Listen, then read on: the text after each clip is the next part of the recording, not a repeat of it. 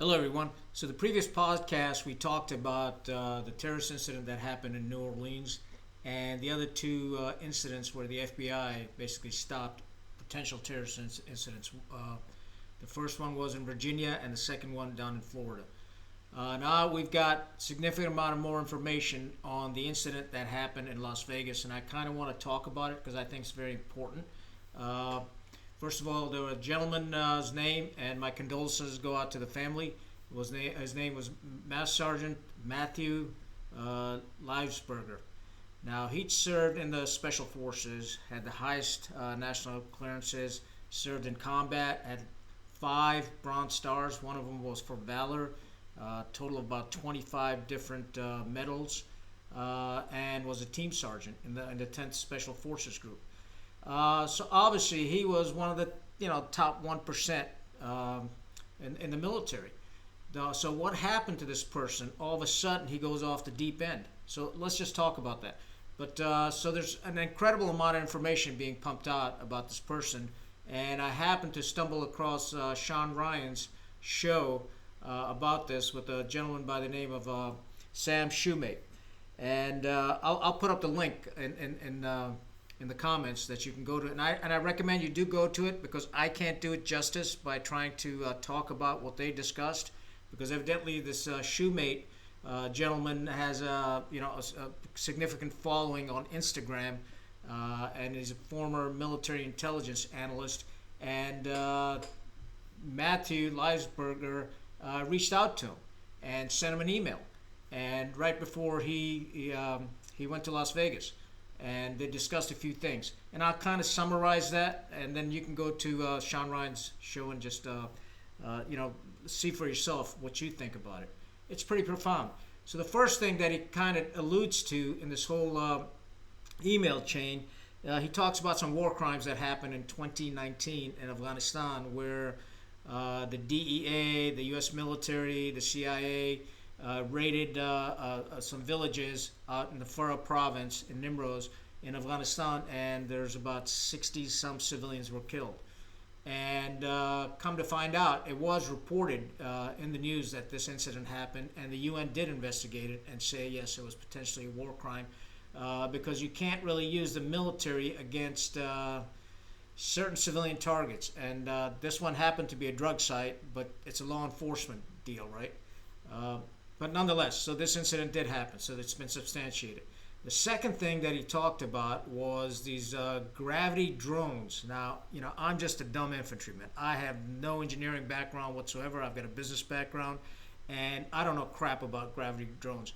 But nonetheless, all these drone sightings and stuff that we're seeing on the East Coast, Matthew Livesberger claims that these are gravity drones sent up by China, and the United States has the same capability. So evidently we're the only 2 countries that have this capability. Now, I can't really talk to it. You'll have to go to the Sean Ryan show and hear for yourself, and then decide what the truth is. But evidently he has the clearances and knowledge of these drones. So anyway, and the third thing that he really talks about is how weak our leadership is, and they're only enriched themselves. And so that's a pretty interesting comment that he made. Now, so everybody right off the bat says, he's this is not a terrorist incident. He had traumatic brain injury, he had PTSD, and that's why he did all this stuff. Well, that may be true, okay? But the bottom line is that there's some issues that we need to discuss as why this is happening, because every day we've got 22 veterans that are taking their lives. And for me, that is just fundamentally unacceptable. And the reason it's unacceptable is because, we're the wealthiest nation on the planet. So rather than addressing this issue of what's going on, what do our political leaders do? They just throw money at these problems. Congress holds a hearing with these canned questions, and the congressman gets on camera, gets his 5 minutes of questioning and answers, and that's essentially it. Then they go back to their divisive, vitriol leadership. And what do I mean by that is, quite simply, we've got this constant back and forth between the parties. One party says the earth is round, the next one says no, it's flat, then they come back and say nope, the earth is square. And they have forgotten what it takes to work together for the betterment of the country. And this constant bickering back and forth between liberals and conservatives and Democrats and Republicans and woke and extremists and fascists and just this name calling shit's got to stop. What the country needs is positive leadership that can solve these issues that we've got going on. We've got 50 million people in the United States that are food insecure. That means they don't know where they're getting the next meal from tomorrow. The same number of people have less than $400 in their bank account. And these people are desperate. We've got decaying infrastructure, something like 220,000 bridges in the United States that need repair. We've got an unsecured border. We've got homeless veterans. We've got crappy education that's more worried about teaching, young children about how many genders there are rather than hard maths and science. Here's another fact to it. China produces about 1.4 million engineers every year. We're producing like 140,000. You see the big gap?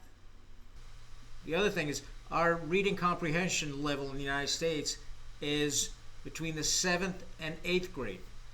54% of the country's reading level is at the 6th grade.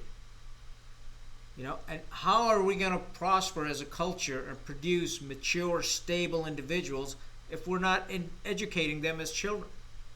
This makes absolutely no sense whatsoever. It's important that we start focusing on the hard subjects for our children, math, science, computers, and whatnot. So they grow up to have productive careers instead of working at Starbucks as a barista or at Walmart. So those are things that our Congress needs to focus on. Heck, our Congress can't even pass a budget. We haven't had a budget since 1997. They just keep passing supplementals. And, this is a scam because what happens is there is no cohesive budget that somebody can sit down and look at it like, where is our money going? How much money is coming in? Where's it going? They keep passing these supplementals and keep borrowing money, and we keep going in debt. And then we spend trillions of dollars on wars in Afghanistan and Iraq. And that's the next point that I want to bring. So there's a lot of veterans out there that went to Afghanistan and Iraq and did multiple combat tours, and they come back and they say, for what? Why did I risk my life? And in my case, it's not only myself, but also my son. Why did we risk our lives for our nation? And then we saw the debacle in Kabul. What was that all about? Why did we invade Iraq and come to find out that it was a lie? So we're misled, or people above us that are supposed to support and defend the Constitution just like we do, just don't give a shit, right? They like, just like Matthew Lasberger said, they're there to enrich themselves. So I encourage you to think about these issues. These are important issues, and we need to stop this divisiveness. We're all Americans. And we need to get away from this party politics because it's dividing us further. And it's causing a lot of apathy and frustration across America. Last week we had 5 major security incidents.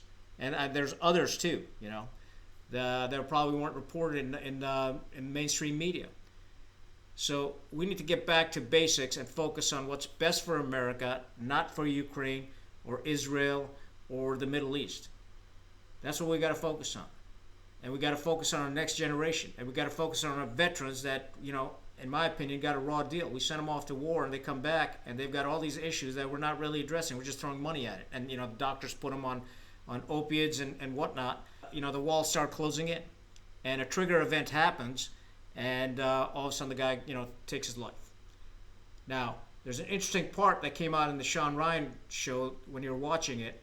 Evidently, the Sam Shoemate was talking to the FBI when he received these emails. He contacted the FBI and said, listen, I got this email dump. I don't know the guy, but you may be interested. And the FBI agents came to his house, and he mentioned VBIDs a couple of times, and the FBI agent stopped him and said, what's a VBID? I mean, you got to be shitting me.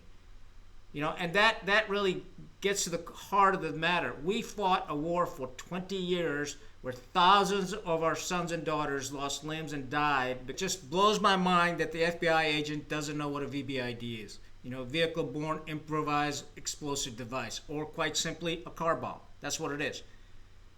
And that's what Matthew Leisberger created in that Tesla. So that's one thing. The second thing is, this thing ramped up so quickly that the Army CID contacted Sean Ryan, and then the Army Chief of Staff's Public Affairs Officer contacted them, and they discussed this issue. And the Army was trying to mitigate this, massage this issue, and at the conclusion of the call, you can go on the show and watch for yourself, this Public Affairs Officer says, as an aside between us, Matthew Leisberger's DNA didn't match his son. I mean, you got to be shitting me. So what he's alluding to is, listen, this guy went off the cliff because his son wasn't his. Okay? And that's just screwed up, in my opinion. It's just completely devoid of empathy for this soldier, special operator, and his family. So that's the first point. And this is exactly in my previous podcast that I talked about this incident. The PAOs are one of the most dangerous things in the military. And the reason being is because they don't tell the truth. They just do whatever it takes to safeguard the institution's reputation. So this is exactly what this guy did. Now think about it. Unsatisfactory. He ought to be fired for saying something like that, in my opinion. He's lucky I'm not the Army Chief of Staff. He'd be so fast kicked out of the Pentagon, his ass would be flying right across the Potomac. Okay, now, the other problem is when he made that statement is now the conspiracy theorists are coming out, right? So since he made the claim that the DNA of the person in that Cybertruck doesn't match the DNA of the son, then who was the guy in the Cybertruck? So the conspiracy theorists, now people are just saying, maybe Matthew Leisberger is still alive. That he knocked off some guy, charred his body, threw him in the Cybertruck, put it on autopilot, and sent it to the Trump hotel, and detonated that thing, and that gave him an alibi to disappear into the world. So these are the unintended consequences, and it just tells you how shady some people are doing crap like this. We're a lot better than that. We're Americans. And we got to stop this divisiveness that's going on. We got to focus what's best for America, and both parties and our politicians need to start collaborating together instead of just sniping at each other. Because the system's a two-party system, and it's okay to have disagreements and come to a mutual consensus and do what's best for America, not for other countries or the military-industrial complex, or some lobby group, that's giving your PAC money. That's not what America is about. America is taking care of each other. We're built upon a foundation of hard work. That's what made America great. We need to also stop looking at these unnecessary wars, because that's the fundamental problem. These unnecessary wars that we entangle ourselves in is mind-blowing to me. George Washington, on his farewell address, warned us about entangling alliances. He said, stay away from them, stay neutral. But we've forgotten that because there's so much money being made in the military-industrial complex and these foreign lobby groups that are pumping into our political coffers that, Matthew Leisberger is probably right. The politicians are enriching themselves. It's a sad day. It's losing one of our own sons, a great warrior, and it's not what we're all about.